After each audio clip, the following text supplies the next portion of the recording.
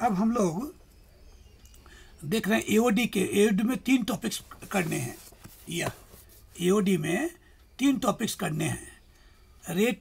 Rate of change of A quantity, या जिसको कि रेट मेजर या रिलेटेड रेट बोलते हैं।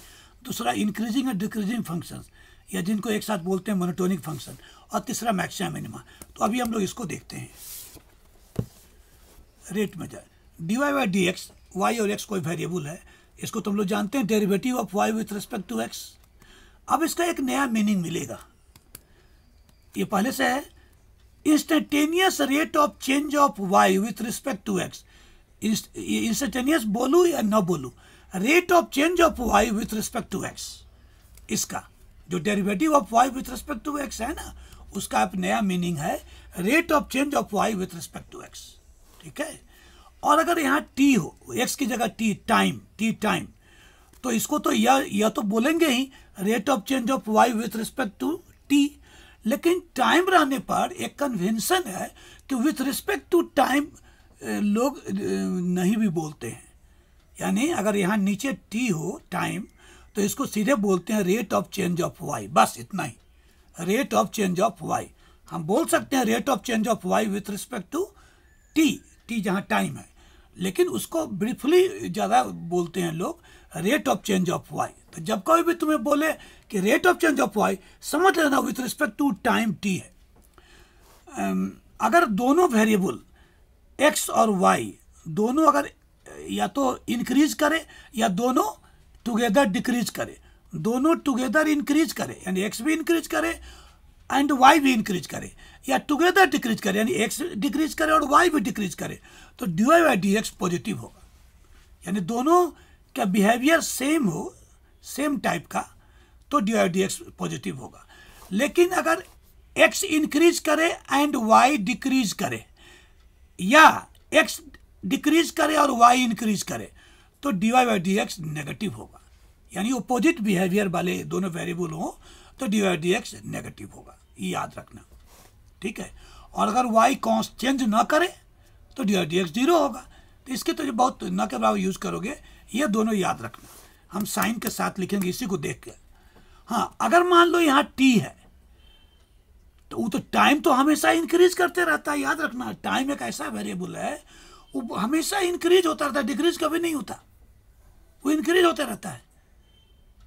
अभी 2021 है तो 2022, 2023, 2024, 2025, 2026 है ना। आज जैसे 4 जनवरी 2025 है, तो आगे 2025 आएगा, तो 26 आएगा, 2027 आएगा। तो ऐसे करके टाइम बढ़ते रहता है। तो जब एक्स टाइम हो, dt हो, तो y अगर इंक्रीज करेगा तो यह पॉजिटिव, y अगर डिक्रीज करेगा तो यह नेगेटिव, क्योंकि यह तो इंक्रीज करते रहता है। तो इसलिए ध्यान रखेंगे। अब आ जाओ, speed of a circular wave, यह क्या चीज़ है? स्पीड ऑफ अ, जैसे तुम स्विमिंग पूल में या कहीं भी कोई पॉन्ड उंड है और पानी और एक स्टोन पीस गिरा दो ऊपर से, पतला छोटा सा टुकड़ा, तो देखोगे एक सर्कल, एक रिपल बनने लगता है और उसका साइज बढ़ने लगता है ऐसे। अब इतना बड़ा है, माने उधर इतना बड़ा, वही अकेला एक ही स्टोन डाला है, तो ऐसे बढ़ते जाएगा और किनारे से टकरा जाता है वह। तो एक स्पीड से मूव करता है ये डिस्टर्बेंस, ये रिपल, ये वेव हुआ, सरफेस वेव। तो उसका स्पीड क्या होता है? तो जो रेडियस होता है रिपल का, उसी का टाइम के रिस्पेक्ट में rate of change dr by d t, यह स्पीड ऑफ सर्कुलर वेव हो गया। ठीक है, यह स्पीड ऑफ सर्कुलर वेव हो गया। ठीक है, यह याद रखना है, speed of circular wave dr by d T, यानी रेडियस जो है। अब कभी कभी यूनिट की जरूरत पड़ती है निकालने के लिए, dy बाई डी टी के यूनिट, तो y की यूनिट बाई x की यूनिट, y के जो भी यूनिट हो, है ना, क्वांटिटी पर। जैसे कि ds बाई डी टी, ए से यहाँ डिस्टेंस है, ए से यहाँ डिस्टेंस है, मान लो किलोमीटर है, टी मिनट है तो किलोमीटर पर मिनट, मिनट के ऊपर -1 पावर दे देंगे। टाइम t ऑलवेज इंक्रीज है, मैंने कुछ देर पहले बतलाया ही है, dy बाई डी टी, यह हुआ rate of change of y with respect to t, या इसी को ब्रीफली बोलते हैं rate of change of y सीधे। t जब यहाँ रहे तो सीधे बोल देते हैं rate of change of y. अब देखो क्वेश्चन एग्जाम्पल 1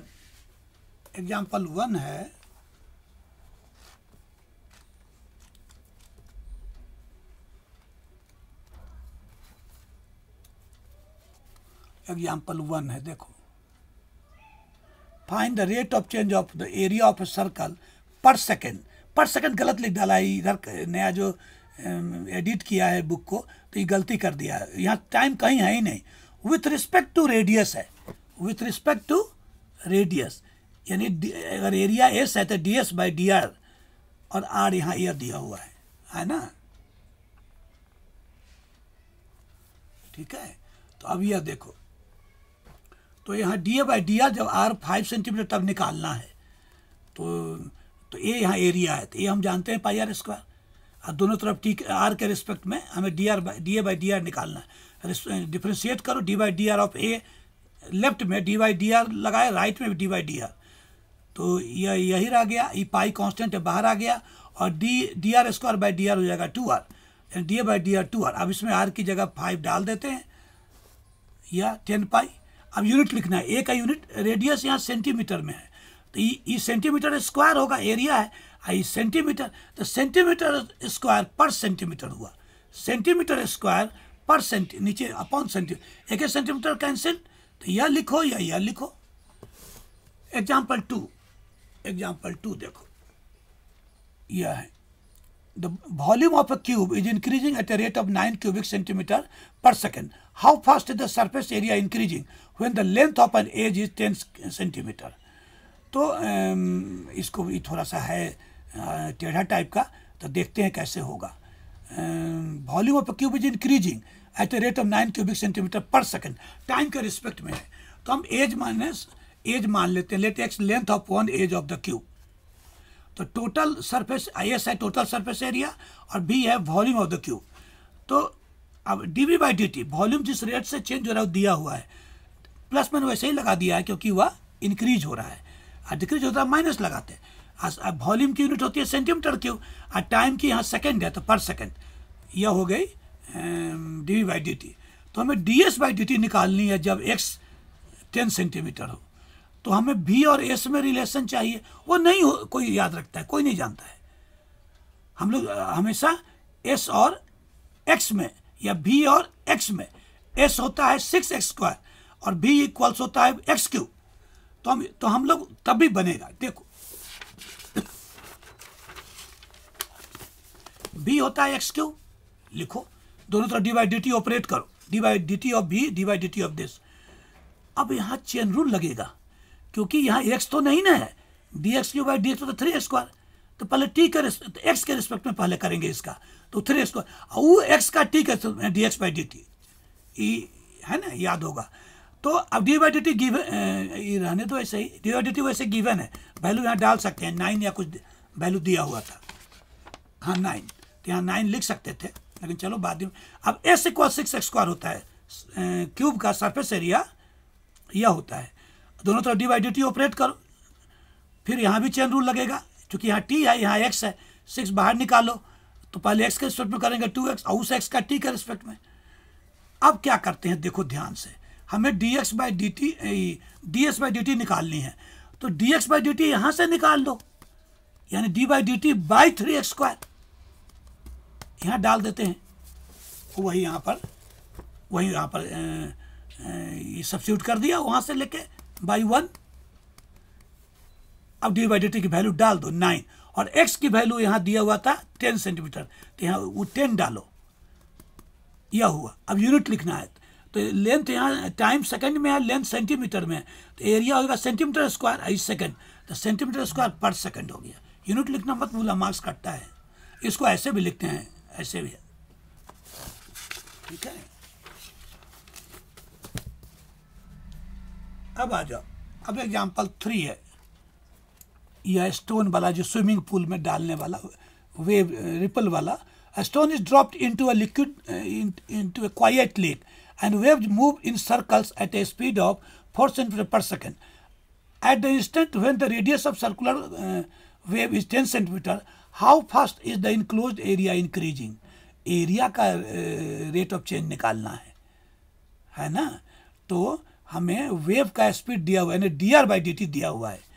तो ये देखो यही r मान लो, रेडियस ऑफ वेव है सर्कल एट टाइम t, किसी टाइम में, ये है एरिया। तो वेव स्पीड हमने पीछे बतलाया था dr/dt को बोलते हैं, एकदम मेमोरी में डाल लो, ये गिवन है। और यह निकालना है उसका एरिया किस रेट से चेंज हो रहा है जब r 10 सेंटीमीटर हो। तो a और पाई आर स्क्वायर, इस r और a में रिलेशन पाई आर स्क्वायर, दोनों तरफ d/dt ऑपरेट करो। तो यहाँ पर चेन रूल लगेगा, t है r नहीं है, पाई बाहर निकला तो 2r dr/dt। अब यही निकालना है, जब r 10 है तो r की जगह 10 डालो, और dr/dt गिवन है +4। ये इंक्रीजिंग था इसलिए +4 लिखा। अगर डिक्रीजिंग हो, t तो हमेशा इंक्रीज करता है, और रेडियस बोला इंक्रीज कर रहा था इसलिए प्लस लिखा था, और डिक्रीज बोलता तो -8 लिखते। तो यह आ गया। अब यूनिट लिखना है तो लेंथ यहाँ सेंटीमीटर में, टाइम सेकंड में है, तो सेंटीमीटर स्क्वायर पर सेकंड, यही आंसर हो गया। अब अगला देखो, अब एग्जाम्पल 4 है, the length of x of a rectangle is decreasing at the rate of 3 centimeters per minute and the width y is increasing at the rate of 2 centimeters per minute. When x equals 10 centimeters and y is 6 centimeters, find the rates of change of perimeter and the area of rectangle. With respect to time ही रहेगा। ये सब दिया हुआ है, देखो dx/dt दिया हुआ है, 3 डिक्रीजिंग है तो -3 सेंटीमीटर पर मिनट। यहाँ मैंने x लिख दिया, y लिख दिया, dx/dt -3 डिक्रीज कर रहा है, t तो हमेशा इंक्रीज करता है, और x का रहा है डिक्रीज कर रहा है, तो dx/dt नेगेटिव हुआ, आई सेंटीमीटर पर मिनट है। और यह इंक्रीज कर रहा है, कह रहा है कि विड्थ उसका इंक्रीज कर रहा है, तो यहाँ प्लस लगा दिया, ये जरूरी है। पेरीमीटर को p मान लो, एरिया को a। अब हमें dp/dt जब x 10 सेंटीमीटर y 6 सेंटीमीटर 1 निकालना है, और d/dt भी निकालना है। तो p और xy में यह रिलेशन होता है, लेंथ ब्रेड्थ में, दोनों तरफ d/dt ऑपरेट करो, तो d/dt यहाँ लग जाएगा। ये दोनों वैल्यू गिवन है, डाल दो इसी पर, तो यह आंसर आ गया, कहाँ चला गया, -2 सेंटीमीटर पर मिनट। पेरीमीटर का लेंथ टाइम डिस्टेंस की यूनिट होती है, तो सेंटीमीटर आई, तो t मिनट है ही। अब एरिया का यहाँ प्रोडक्ट रूल लगेगा, देखो d/dt ऑपरेट कर रहे हैं। अभी वैल्यू सब डाल दिया, ये आ गया, ये पॉजिटिव आया और नेगेटिव आया, देख रहे हो, सेम फिगर का। लेकिन एरिया की यूनिट होती है सेंटीमीटर स्क्वायर, है इसकी पर मिनट, तो ये आ जाएगा।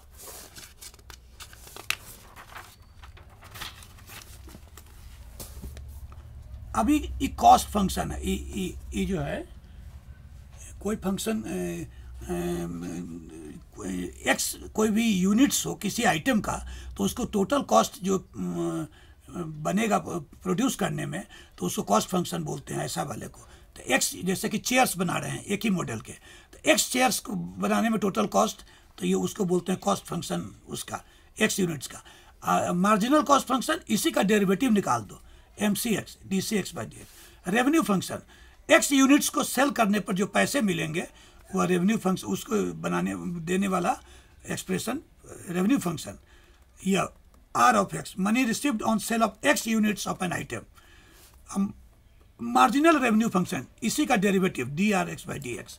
तो यह डेफिनेशन हुआ, यह याद रखना, इसी पर सवाल बनाते हैं। अब जैसे कि एक एग्जाम्पल 5 है, कॉस्ट फंक्शन यह दिया हुआ है, इसमें कोई आर्टिकल है,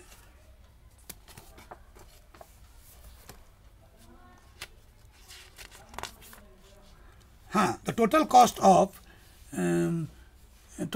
cx in rupees associated with the production of x units of an item, यह दिया हुआ है। तो मार्जिनल कॉस्ट निकालना है जब 3 यूनिट्स प्रोड्यूस्ड हो रहा है, तो अब बस मुश्किल नहीं है, हम इसको डेरिवेटिव भी निकाल लेंगे। अब हमें 3x जब 3 है तब निकालना है, तो इसमें x की जगह 3 डाल दो, हो गया, आंसर हो गया। और इंडिया है, रुपीज में है तो रुपीज लिखाएगा। अब अगला क्वेश्चन है रेवेन्यू वाला। The total revenue in rupees received from the sale of x units of a product is given by this. Find the marginal revenue when x equals 5. तो marginal revenue होता है इसी का derivative, इसमें x की जगह 5 डाल दो, ये हो गया आंसर, है ना। अब एक साइज है, या तुम अपना बुक से क्वेश्चन देखना, उल्टा चलना है 18 इससे, और यहाँ सॉल्यूशन मिला लेना। सोल्ड एग्जाम्पल में मैंने कर दिए हैं, वही सब होगा। ये ऊपर से 14 में सैंड गिर रहा है ऐसे, और सैंड से कोन बन रहा है ना। इसका हाइट और कोन का रेडियस चेंज हो रहा होगा। तो height of cone, radius, volume, यहाँ से जो जिस रेट से गिर रहा है वो dv/dt होगा। तो h हमेशा याद आ रहा है, क्वेश्चन में दिया हुआ dv/dt भी गिवन है, तो dh/dt निकालनी है। तो फिर इसका रिलेशन देखना।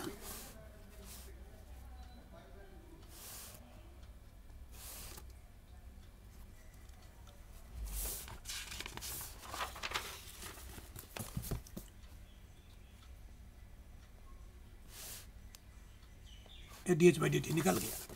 पाई में ही पाई में ही छोड़ देंगे। अब 13 भी देखो है क्वेश्चन, देख लेना वहां से। स्फीयर का सरफेस एरिया यह होता है, वॉल्यूम यह होता है।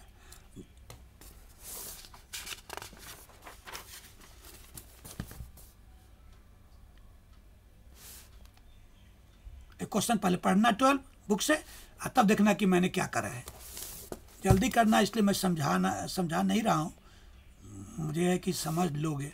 ये कोई कर्व है, यही कर्व की इक्वेशन है, और उस पर एक मूव कर रहा है कोई, मैं देखता हूँ क्या चीज़ है। 11th पार्टिकल मूव कर रही है, तो एक्स वाई एक्सिस से इसका डिस्टेंस होगा, तो दिया हुआ है ये माने वाई के चेंज होने का रेट एक्स के चेंज होने के रेट का 8 टाइम्स है। और dy/dt हम लोग इसी से सब यहाँ से शुरू करेंगे, dy/dt दोनों तरफ लगाएंगे और dy/dt की वैल्यू यह डाल देंगे, और तब फिर दोनों तरफ से कैंसिल होके वो निकल जाएगा। देखो x² यह निकला, फिर केस 2 बनेंगे। x के जब 4 हो तब y निकालेंगे, और जब x - 4 हो तब, तो वही दोनों पॉइंट्स निकालने थे। यह क्वेश्चन बहुत काम का टिक लगाया है। एक लैडर है, ये वॉल है, ये फ्लोर है, यहाँ पर रखा, ये फिसल रहा है, ये दूर जा रहा है, ये तो नीचे गिरते जाएगा। ये जब दूर जाएगा तो इसका डिस्टेंस यहाँ से x मान लो, y मान लो। तो यह लैडर का लेंथ है 5 मीटर। तो निकालना है। ये क्वेश्चन ठीक से ध्यान से देखना। यह देखो 10 है। A ladder 5 metre long is leaning against a wall. The bottom of the ladder is pulled along the ground away from the wall at the rate of 2 centimeters per second. How fast is the height of the wall decreasing when the foot of the ladder is 4 meter away from the wall? तो यह dx/dt दिया हुआ है, या इसके change होने का +2, ये बढ़ रहा है, दूर ले जा रहे हैं तो ये x बढ़ रहा है, और t तो बढ़ता ही रहता है, तो यह हुआ।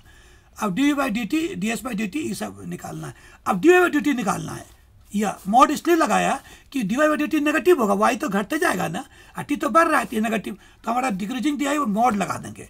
तो चलते हैं, देखते हैं ये थोड़ा सा कैसे बनाते हैं। x² + y² = 5² पाइथागोरस थ्योरम से, वो देखो यहाँ लगा दिया। अब इसमें दोनों तरफ dv/dt करा, यह हुआ, यह हुआ, यह देखो यह है dv/dt, यह निकाला। अब x जब 4 है तो y की वैल्यू निकालनी है, तो इसी से निकलेगा। तो यह निकाला y +3, हमारे दोनों लेंथ है, इसलिए y भी पॉजिटिव है, y लेंथ है, तो y निकल गया 3। तो यहाँ y की जगह 3 डालेंगे, x की जगह 4, और dx/dt तो गिवन है, तो dv/dt में डाल दिया। यह नेगेटिव आ गया, हमें निकालना है, डिक्रीज कर रहा है, ये डिक्रीज तो कर ही रहा है, माइनस है, और जब वो खुद कर रहा है डिक्रीज, इसका मतलब उसका पॉजिटिव वैल्यू पूछ रहा है, यानी मॉड, यानी इसमें मॉड लगा दो, हो गया। 1 मीटर होता है 100 centimetre, x metre, x × 100 centimetre, y centimetre कितना, तो ये सब y सेंटीमीटर से मीटर कैसे बनेगा, 100 से डिवाइड करेंगे y में। फिर सेंटीमीटर पर सेकंड से कैसे बनाते हैं, तो 1 सेंटीमीटर यहाँ रखा, सेंटीमीटर को 1/100 मीटर, और यह मीटर पर सेकंड, कैसे किसी यूनिट से कैसे बदलते हैं वह सिखाना चाहा हूँ, कहीं का जरूरत पड़ सकती है। अब फिर तुम अपना क्वेश्चन नंबर यह देखना 9th, और उसी से समझने की कोशिश करना कि मैंने सॉल्व कैसे करा है।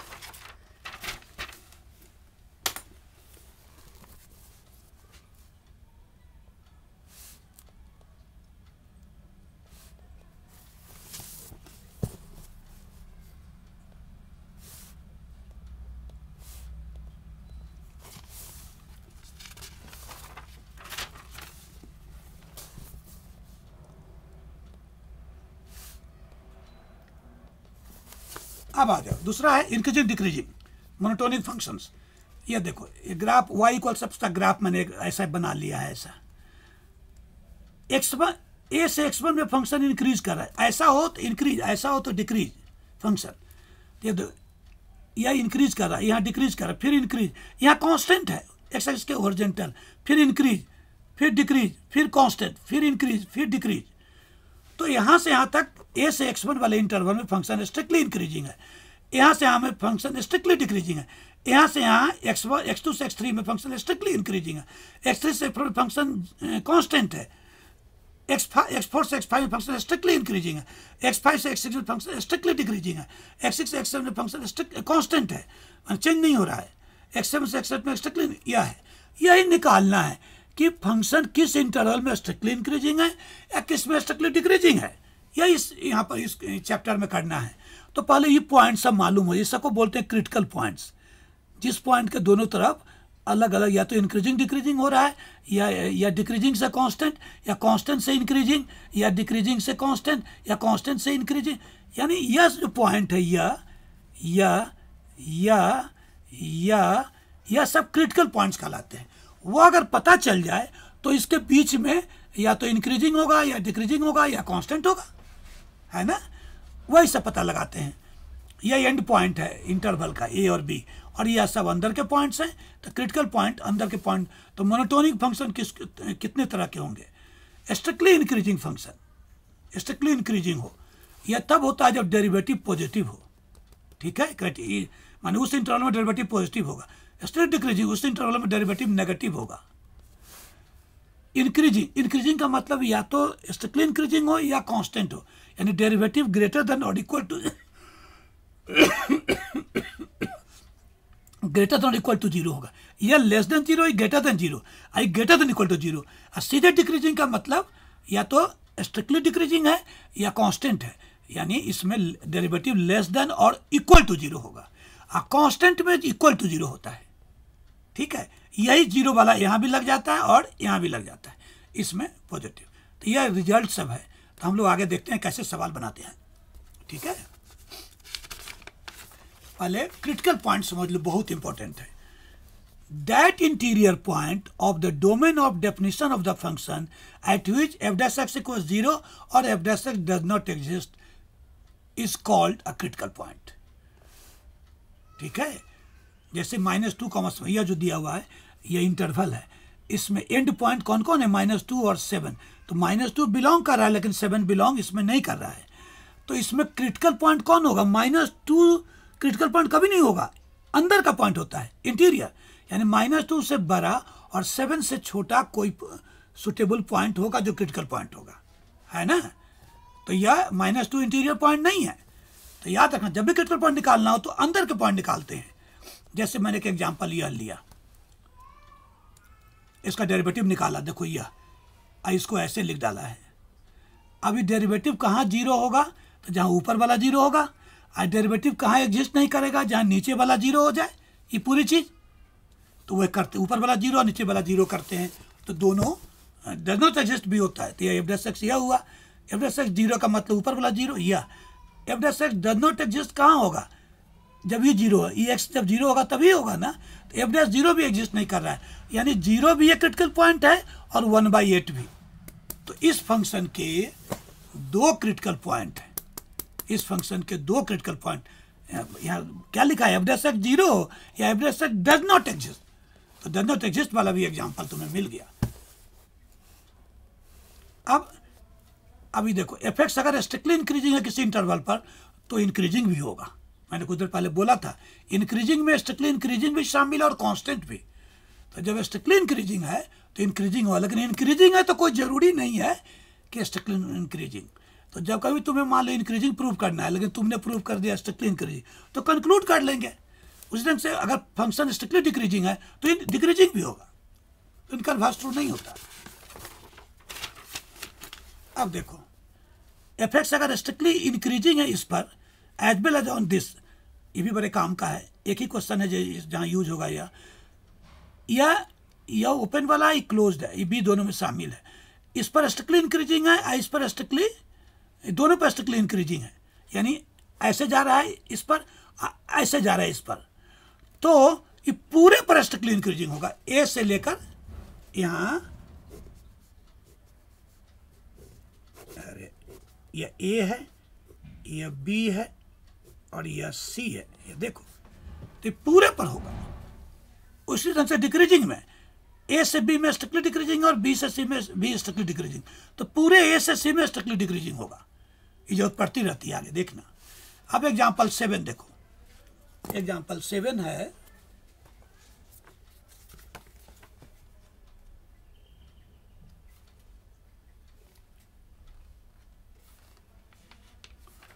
so that the function given by this is increasing on n।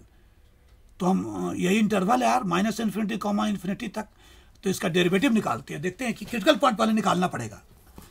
तो डेरिवेटिव निकाला, ये तो जो एक्स आ ही नहीं रहा है, पॉजिटिव है, तो जब डेरिवेटिव पॉजिटिव हो पूरे इंटरवल में, क्योंकि एक्स है नहीं, सारे एक्स पे पॉजिटिव, तो इसका मतलब एक्स स्ट्रिक्टली इंक्रीजिंग है उस इंटरवल पर, यानी एफ एक्स इंक्रीजिंग है। कुछ देर पहले बोला था स्ट्रिक्टली इंक्रीजिंग, तो इंक्रीजिंग ऊपर आता है, इंक्रीजिंग निकालो। आई कांस्टेंट फंक्शन है, एफ डैश 1 भी 7, एफ डैश 0 भी 7, एफ डैश -5 भी 7, तो यह इसमें क्रिटिकल पॉइंट नहीं निकला। हम क्रिटिकल पॉइंट निकालते हैं कब, जब एफ डैश एक्स इक्वल 0 या F dash x does not exist, ये तो कांस्टेंट है, ये 0 कभी नहीं होगा, तो या तो स्ट्रिक्टली इंक्रीजिंग होगा, डिक्रीजिंग, तो पॉजिटिव है तो स्ट्रिक्टली इंक्रीजिंग हो गया। अगला देखो, अगला है यह, अब इस पर पता क्या है,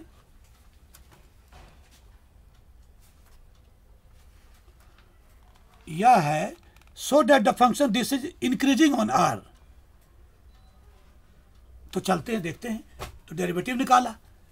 अब अभी ये देखो, इसको सोल्व करेंगे, दिस इक्वल 0, क्रिटिकल पॉइंट निकालना है, critical point F dash x equal 0, तो तुम निकालोगे ना तो एक्स नेगेटिव आ जाएगा, एक्स इमेजिनरी नंबर आ जाएगा, कॉम्प्लेक्स नंबर, वही यही यहाँ एक रिजल्ट है, उस रिजल्ट यूज करके या दूसरा ढंग से होता, इसको ऐसे निकालते। हमें क्रिटिकल पॉइंट निकालने के लिए एफ डैश एक्स इक्वल 0 करना पड़ता है ना, तो जब ये करोगे तो ये हो जाएगा 3x² - 6x + 4। एक यह तरीका है, वो अगर ना हो या तो यह करो, तो x इक्वल्स हो गया 6 ± √b², यानी 36 - 4 × 3 × 4/2a, 2 × 3।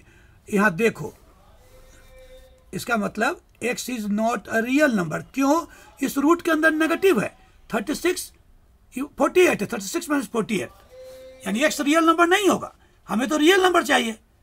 तो इसका मतलब ये किसी रियल x पर डेरिवेटिव 0 नहीं हो रहा है, यानी क्रिटिकल पॉइंट नहीं है इसके पास।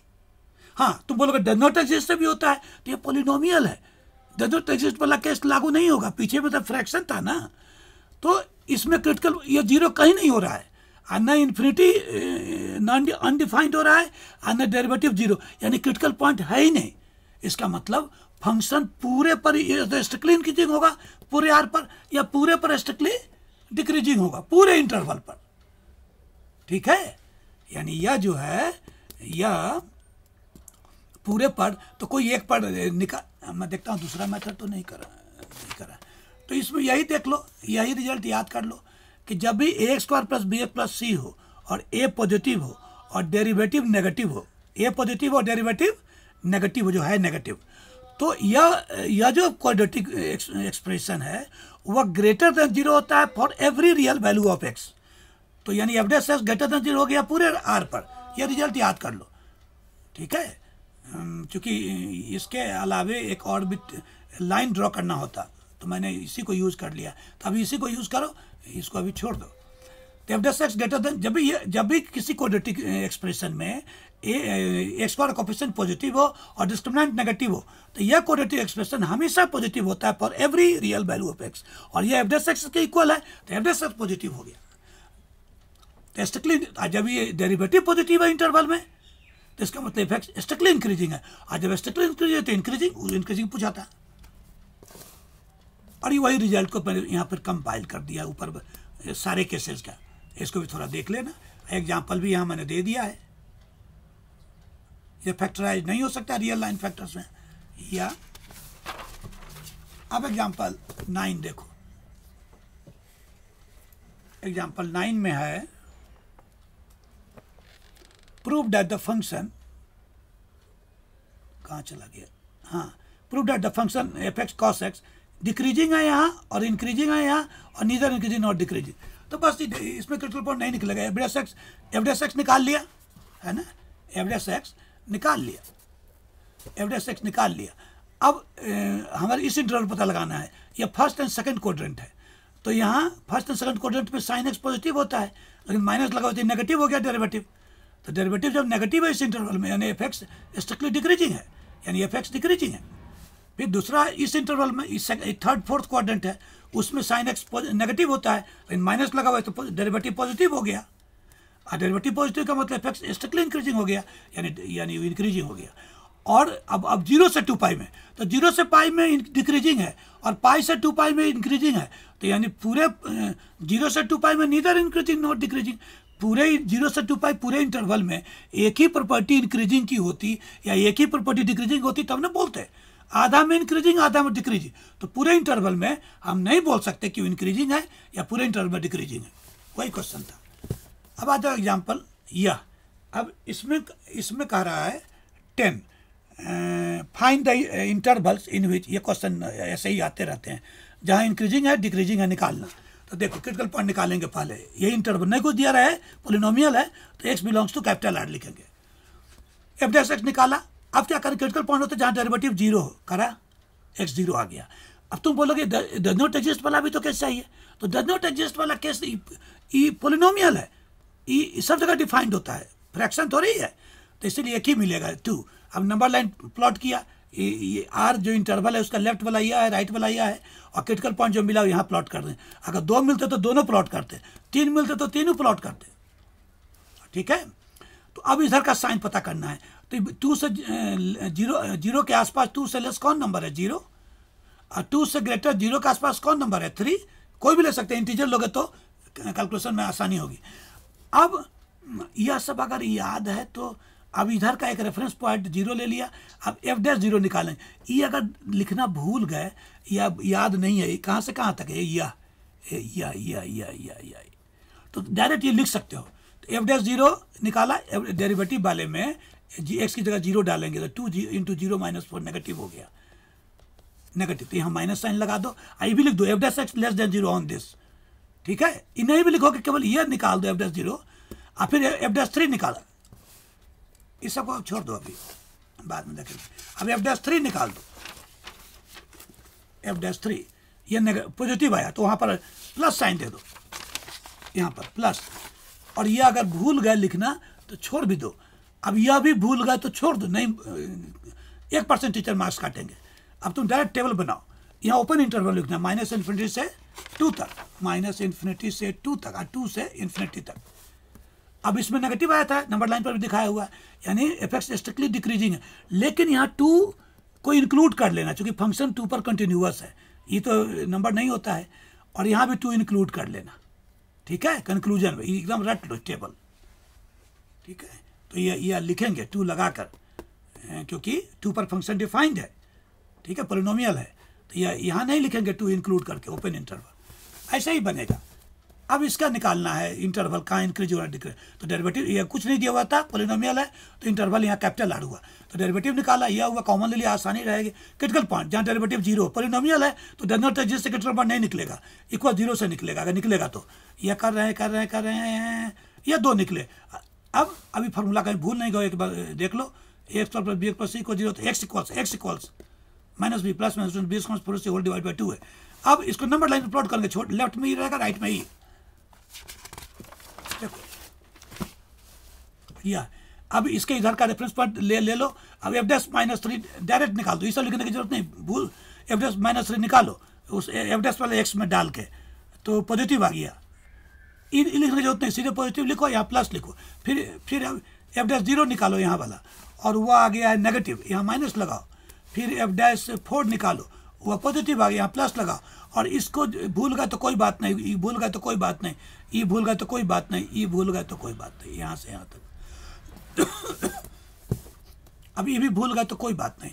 अब इंटरवल, ओपन इंटरवल में लिखेंगे सारा, कौन कौन, एक माइनस इन्फिनिटी से 2, माइनस इन्फिनिटी से -2, -2 से 3, 3 से इन्फिनिटी। अब ये जो नंबर लाइन पर दिखाया वो दिखा दिया। अब यहाँ पर ये इंक्लूड करना है ये सब 3v, प्लस है स्ट्रिक्टली इंक्रीजिंग ऑन दिस, ये माइनस है स्ट्रिक्टली डिक्रीजिंग ऑन दिस, ये दोनों जगह क्लोज इंटरवल। ठीक है, अब इसका निकालना, इसमें दिक्कत होती है बच्चे को। ये दिया हुआ है, इस पर निकालना है कहाँ इंक्रीजिंग है कहाँ डिक्रीजिंग है, तो इसका डेरिवेटिव निकालो। अब क्रिटिकल पॉइंट निकालेंगे जहाँ ये भी डज नॉट एग्जिस्ट नहीं बनेगा, आएगा ही नहीं, फ्रैक्शन नहीं ना है। Critical point F dash x equal 0, हम इसके ओपन इंटरवल से ही ढूंढेंगे critical point. And point critical point नहीं होता है, इंटीरियर पॉइंट होता है, अंदर 0 से बड़ा π/2 से छोटा, या cos 3x 0। तो अब 3x कहाँ से लाई करेगा, x हमारा 0 से π/2, देखो इक्वल मैंने नहीं लिया है, यहाँ इक्वल है यहाँ नहीं लिया है, क्योंकि क्रिटिकल पॉइंट निकालना है, एंड पॉइंट नहीं है।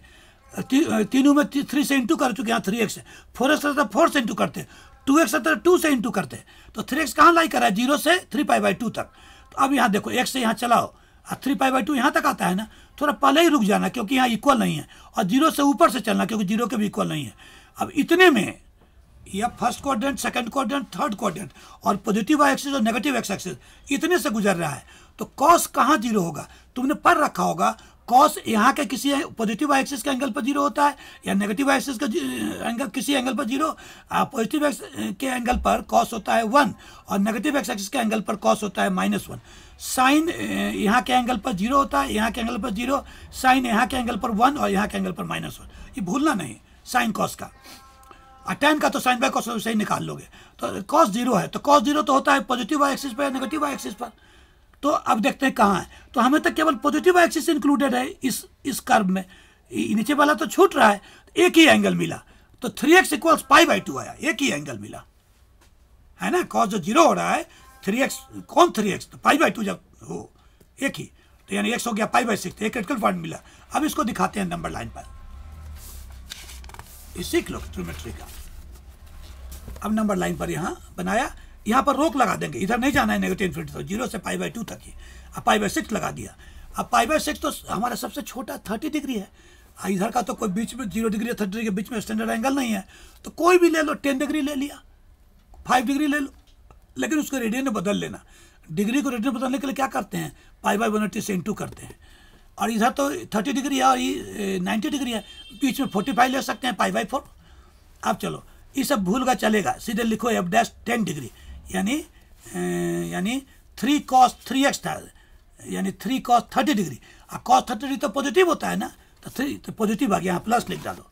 फिर यहाँ π/4 लिखो, f डैश π/4 या 3π/4, 3π/4 कहाँ होगा, या देखो यहाँ से ध्यान से, या यहाँ देखो ये π/4 होता है 45 डिग्री, 3π/4 135 डिग्री, तो यहाँ होगा सेकंड क्वाड्रेंट, तो कॉस वहाँ का नेगेटिव होता है, तो ये नेगेटिव आ गया, तो यहाँ माइनस लगा दो। अब ये सब भूल गए तो कोई बात नहीं। अब pi radian 180 degree, x degree को रेडियन बनाना तो x में π/180 से इंटू करते हैं, y रेडियन को डिग्री बनाना है तो y को 180/π, डिग्री से रेडियन बदलना वो मत भूलना, π/180 से इंटू करते हैं, π/180।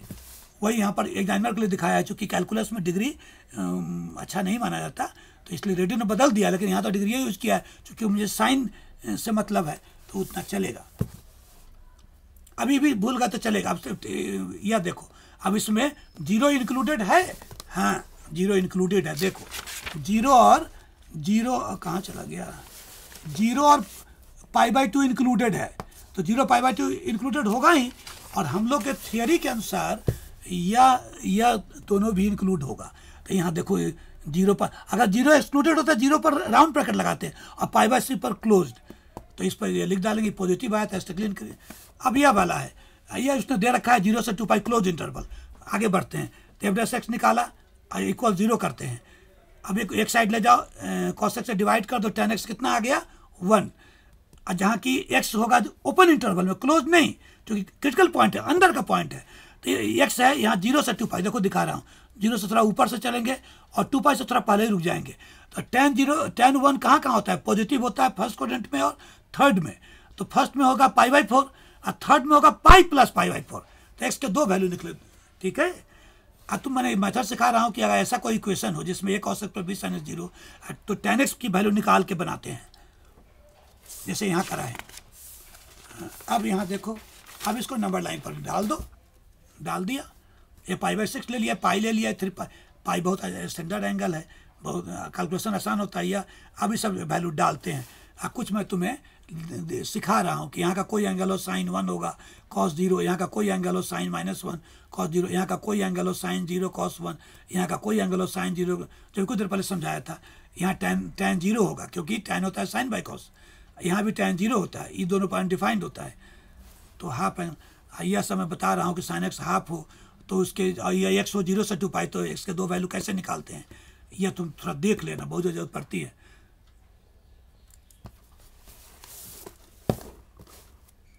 अभी भूल गए तो चलेगा। यह देखो π/6 पर निकाला, पॉजिटिव आया, प्लस लिख दिया उधर नंबर लाइन पर, फिर यह नेगेटिव आया, लिख दिया नेगेटिव, यह पॉजिटिव आया, लिख डाला। यह देखो यह सब साइन। अब इसी का आप टेबल बनाएंगे। अब यही टेबल है, ये भूल गए तो चलेगा। यह डालो, इसको इंटरवल में 0 और 2 पाई इंक्लूडेड था तो यहाँ भी इंक्लूड करेंगे, और π/4 तो इंक्लूड करेंगे ही। हो गया। ये प्लस है इसलिए इससे क्लीन कीजिए, ये माइनस है इससे क्लिक कीजिए।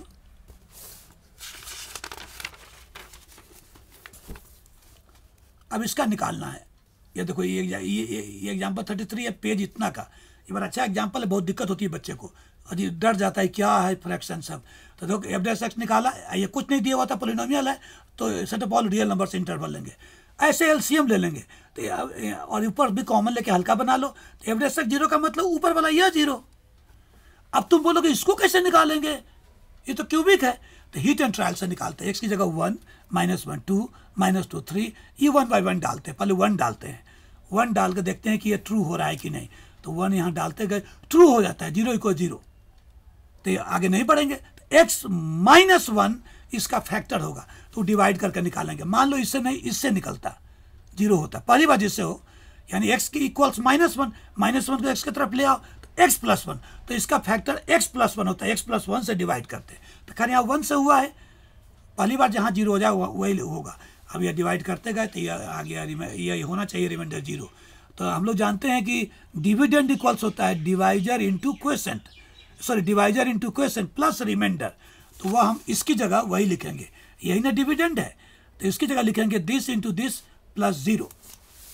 अब देखो वहाँ लिख रहे हैं, यह लिखा दिस 0, अभी लिखने की जरूरत नहीं है। अब इसको तो फैक्टराइज कर सकते हैं, ये दोनों का प्रोडक्ट 0 है, इधर दिस इज 0 और दिस इज 0, तो इससे x = 1 आया। इससे हम सोल्व करेंगे तो यह 2 वैल्यू है, तो हमारे पास 3 क्रिटिकल पॉइंट हो गए, है ना, 3। तो अब यह मैंने बताया कि a = BQ + R, वह समझा रहा हूँ।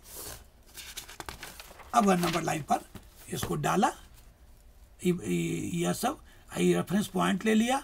अब फिर इसका ये साइन सब निकाल रहे हैं। अभी सब तो तुम को करने की मैं ना कहूँ तो ये चलेगा। अभी टेबल बना देंगे। टेबल जो इसे लिखने की जरूरत नहीं है, लिख दो तो अच्छी बात है। ये -2 इंक्लूड करेंगे, 1 भी इंक्लूड, 1 और 3 भी, और यह नहीं। अब इसका मैंने ग्राफ जरूरी नहीं था बनाना, मैंने समझाया कि तुम जो इतना अभी पढ़े हो क्या मतलब हुआ, तो वही यही ऐसा ग्राफ बनेगा। अब एक और भी क्वेश्चन है जो कर लो इतना से। f(x) ऐसा दिया, इसका इंटरवल निकालना है। इसमें बच्चे अधिकतर 10 में से 9.5 बच्चे गलती करते हैं, ये वहाँ से आया हुआ है। तो यह इंटरवल नहीं दिया हुआ था, पोलिनोमियल है तो यह ले लिया। डेरिवेटिव निकाल रहे हैं, डेरिवेटिव में मल्टीप्लाई मत करना, कॉमन लेना, यही सिखाना है। तो कॉमन लिया तो यह आ गया, यह बचा, इसमें से भी 2 कॉमन लेंगे तो 6 हो जाएगा। अब f' = 0 करेंगे, इधर यह 0 होगा, यह 0 होगा, या यह 0, यानी -1 3 और 1, यह हमारे 3 क्रिटिकल पॉइंट्स होंगे। बच्चे क्या करते हैं, इसको मल्टीप्लाई कर देते हैं और बहुत बड़ा हो जाता है, वो निकालना मुश्किल हो जाता है। तो इसीलिए अब इसको प्लॉट कर दिया, रेफरेंस पॉइंट ले लिए। भाई वही सिखाना था, डेरिवेटिव में कॉमन लेना जरूरी है। और उसके बाद तो बाकी सारा में कर ही चुके हैं, मैंने दोबारा भी कर दिया है, सब मैंने आगे भी सारा बना ही दिया है। इंटरवल में लिख डालेंगे, ठीक है, यह हो गया। अब मैक्सिमम मिनिमा का तो मैं तुम्हें दे चुका हूँ, मैक्सिमम मिनिमा का, तो इसलिए मैक्सिमम मिनिमा का मैं वीडियो अलग से भेज चुका हूँ। इसीलिए यह भी वैसा ही ग्राफ है। इसमें 3 टेस्ट होते हैं, first derivative test, second derivative test और क्लोज इंटरवल टेस्ट। वहाँ उसमें समझाया होगा उस वीडियो में। तो यहाँ भी क्रिटिकल पॉइंट निकालते हैं, फर्स्ट डेरिवेटिव टेस्ट में, सेकंड डेरिवेटिव टेस्ट, तीनों में क्रिटिकल पॉइंट निकालते हैं। तो जैसे वहाँ निकालने का तरीका था वो यहाँ भी है ना। तो इसलिए मैं इस पर ज़्यादा नहीं कर रहा हूँ, इस वीडियो को उसमें बड़ा नहीं बनाना चाह रहा हूँ, क्योंकि मैक्सिमम मिनिमम का वीडियो तुम्हारे पास है। ये एक ही पॉइंट ऑफ लोकल मिनिमम है, और दूसरा और लोकल मैक्सिमम एक भी नहीं है, तो ये ग्लोबल मैक्सिमम का पॉइंट भी है। एक हो तब ग्लोबल भी होता, तो तुम्हें वर्बल में एप्लीकेशन में एक ही आता ही है।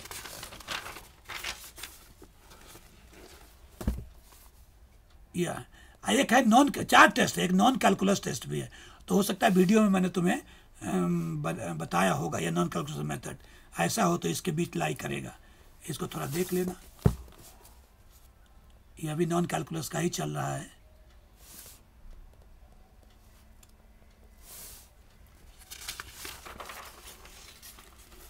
अब सेकंड डेरिवेटिव ये सब अब मैं उसमें दिया होगा, इसलिए मैं उसको नहीं तुम्हें पढ़ा रहा हूँ। अब इस वीडियो को मैं बंद कर रहा हूँ, है ना, ये वीडियो का बंद कर रहा हूँ। क्लोज इंटरवल टेस्ट भी है, ये उस वीडियो में होगा, तो इसलिए मैं नहीं कर रहा हूँ।